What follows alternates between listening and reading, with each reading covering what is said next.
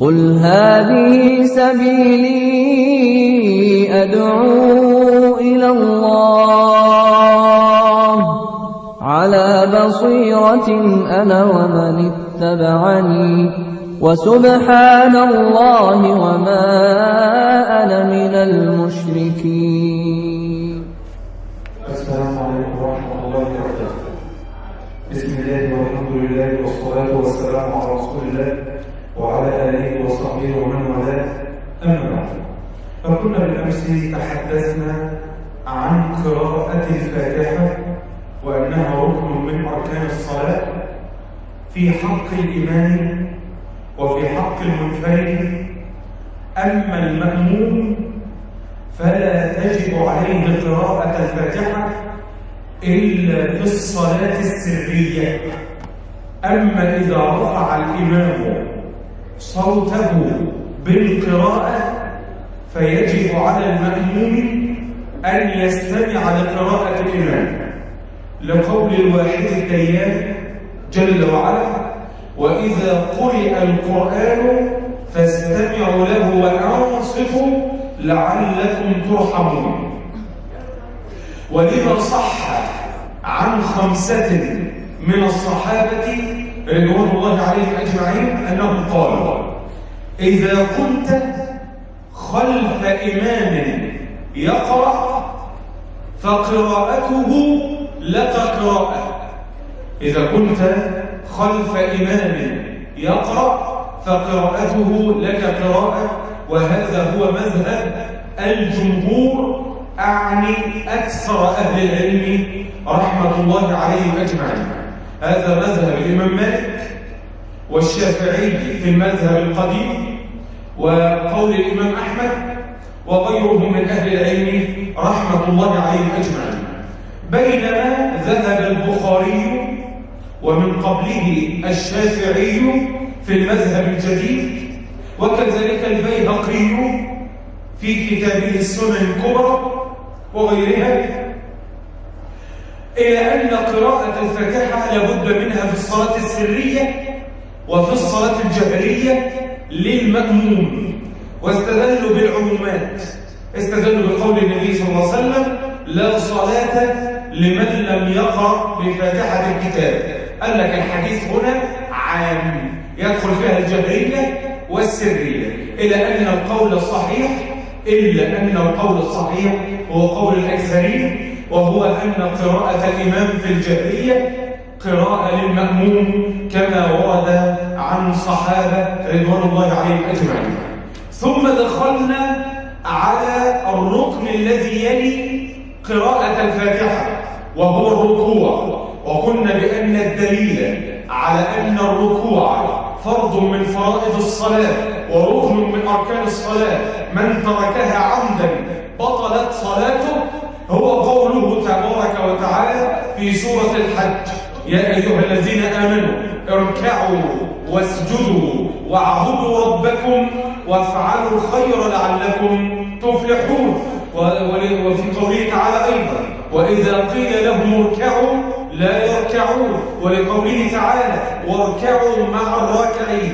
كل هذه الأدلة تدل على أن الركوع فرض من فرائض الصلاة.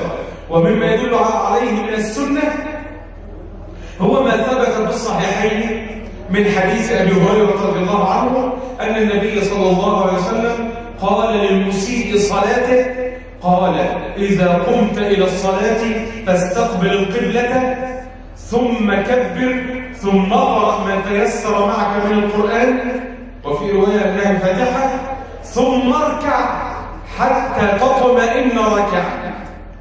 فالركوع والطمأنينة فيه ركن من أركان الصلاة وفرض من فرائض الصلاة. وقلنا بأن العلماء يقولون بأن أقل حد للطمأنينة، في الركوع هو أن تنحني وتسوي ظهرك مع تمكين اليدين من الركبتين. أقل حد للطمأنينة في الركوع هو أن تنحني مع تسوية الظهر مع تمكين اليدين من الركبتين مع تسبيحة واحدة كما ورد عن النبي صلى الله عليه وسلم وعن صحابته رضوان الله عليهم أجمعين. مما يدل على أن الطمأنينة في الركوع لا بد منه هو ما ثبت في سنن أبي داود والترمذي من حديث أبي مسعود البدري أن الحبيب النبي صلوات الله وسلامه عليه قال: لا تجزئ صلاة من لا يقيم صلبه في الركوع والسجود. يعني اللي ما بيسويش ظهره في الركوع وما بيطمئنش في الركوع لا تجزئ، يعني صلاته مردودة غير مقبولة. الدليل الثاني على أن الطمأنينة في الركوع لابد منه هو ما ثبت في صحيح البخاري من حديث حذيفة رضي الله عنه أنه رأى رجلا لا يقيم صلبه في الركوع ولا السجود، وفي رواية لا يتم الركوع ولا السجود، يعني ما يطمئنش في الركوع ولا السجود.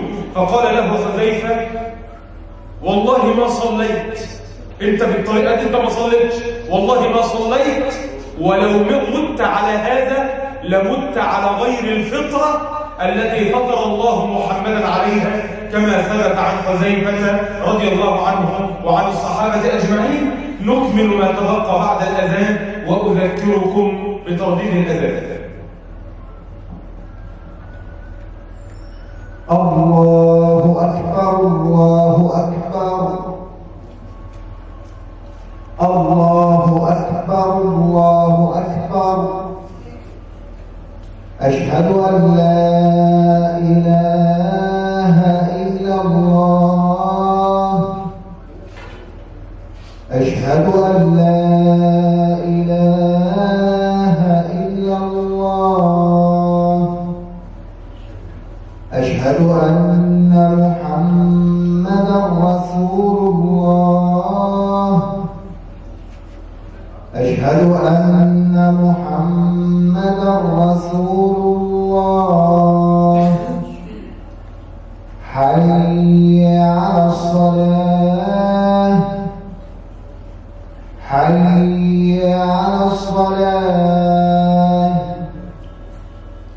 حي على الفلاح. حي على الفلاح. الله أكبر الله أكبر. لا إله إلا الله. بسم الله والحمد لله والصلاة والسلام على رسول الله وعلى آله وصحبه ومن والاه. أما بعد ترديدك للأذان عليك أن تقول كما علمنا سيد الأنام عليه أفضل الصلاة والسلام: اللهم رب هذه الدعوة التامة والصلاة القائمة آت محمدا الوسيلة والفضيلة وابعثه مقاما محمودا الذي وعدته. ثم تصلي على النبي صلى الله عليه وسلم، ثم تقول: أشهد أن لا إله إلا الله وحده لا شريك له، وأشهد أن محمدا عبده ورسوله، رضيت بالله ربا وبمحمد صلى الله عليه وسلم رسولا وبالإسلام دينا. ثم تصلي إن شئت أو أن تستغل هذا الوقت للدعاء، فإن الدعاء حينئذ لا يرد كما ثبت عن النبي صلوات ربي وسلامه عليه. الركوع والطمأنينة فيه ركن من أركان الإسلام، لقول النبي صلى الله عليه وسلم: ثم اركع حتى تطمئن ركعا. ولأن حذيفة رأى رجلا لا يتم الركوع ولا السجود فقال: والله ما صليت، ولو مت على هذه لمت على غير الفطرة، يعني على غير السنة التي فطر الله عليها محمدا صلى الله عليه وسلم. ولحديث: لا تجزئ صلاة من لا يقيم صلبه في الركوع والسجود، كما ثبت عن النبي صلى الله عليه وسلم. طيب جميل قوي. من ترك الركوع ناسيا. واحد نسي يركع في ركعة، الركعة هذه تكون باطلة. لو انت نسيت الركوع في ركعة، الركعة دي تكون باطلة، فعليك إعادتها مع سجدتي السهو، مع سجدتي السهو كما ورد عن النبي صلى الله عليه وسلم عليه. أيضا مما يدل على أهمية الركوع وعلى أن الركوع لا بد منه في الصلاة أنك تستطيع أن تدرك الركعة بإدراك الركوع. يعني أنت ممكن لو أنك ما أدركت الإمام وهو يقرأ، ما لحقتش الإمام وهو بيقرأ الفاتحة ولا سورة بعد الفاتحة، دخلت المسجد فوجدت الإمام راكعا، اركع مع الإمام وتحسب لك الركعة. اركع مع الإمام وتحسب لك ركعة. ايه الدليل؟ أنني لو أدركت الإمام راكعا وركعت معه تحسب لي تلك الركعة. هو ما ثبت في صحيح البخاري من حديث أبي بكرة الثقفي. أبو بكر غير أبي بكر، أبو بكر اسمه نفيع ابن الحارث، وده صحابي جليل، أبو بكرة الثقفي. هذا الرجل رضي الله عنه دخل المسجد، على باب المسجد كده، فوجد النبي صلى الله عليه وسلم راكعا. أول ما دخل المسجد لقى النبي صلى الله عليه وسلم راكعا، فركع على باب المسجد.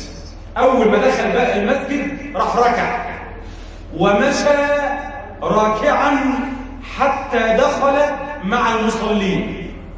يعني مثلا الإمام هنا راكع، فأنا جيت أول ما دخلت في المسجد لقيت الإمام راكع، رحت ركعت على باب المسجد، ثم دخلت مع المصلين وأنا أمشي راكعا حتى دخلت مع المصلين. هكذا فعل أبو بكر. المهم أبو بكر شعر أنه فعل فعلا خاطئا، فذكر ذلك للنبي صلى الله عليه وسلم. قال له أنا لقيتك راكع، رحت دخلت من باب المسجد راكع ومشيت وأنا راكع لغاية ما دخلت مع المصلين، فما الحكم في هذا يعني؟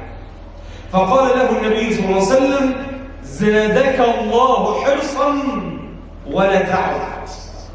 يعني بيقول له جزاكم الله خيرا ان انت حريص ان انت تلحق الركعه، ان انت حريص ان انت تلحق الركعه، بس لا تفعل هذا مره ثانيه، لا تفعل هذا مره ثانيه. ليه؟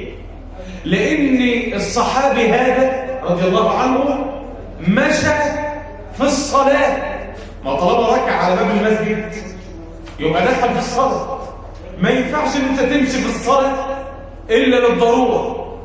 تاني حاجه مشي بسرعه، مشي بسرعه، وما ينفعش السرعه تمشي بسرعه وانت بتصلي. فالنبي صلى الله عليه وسلم انكر عليه المشي، قال له ما تمشيش تاني وانت بتصلي، انكر عليه المشي، لكن ما قالوش عيد الركعه. ما ينفعش ان انت لو انت لقيتني راكع يبقى تتحسب لك الركعه، ما ينفعش، ما قالوش الكلام ده. لا، قال له زادك الله حرصا، يعني اتحسب لك الركعه دي، بس ما تمشيش تاني وانت بتصلي، ما تمشيش مره ثانيه وانت تصلي. هذا الحديث يدل على ادراك الركعه بالركوع.